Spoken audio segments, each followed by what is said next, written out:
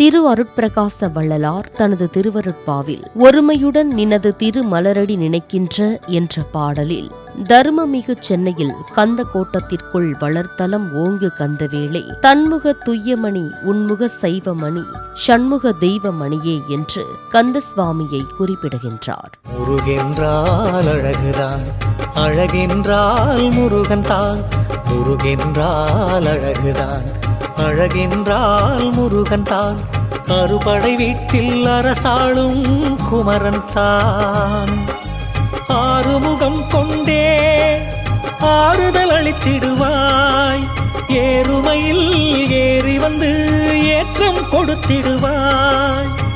தேடி உனை நான் தொழுதா தேவையெல்லாம் தீர்த்திடுவாய், ஆடியும் பாடியும் நாடி வரும் அடியவர்க்கு அழகோடு அருள் சேர்ந்த உன் திருக்கோலம் திவ்யமப்பா. For more information, watch the full video, link in description.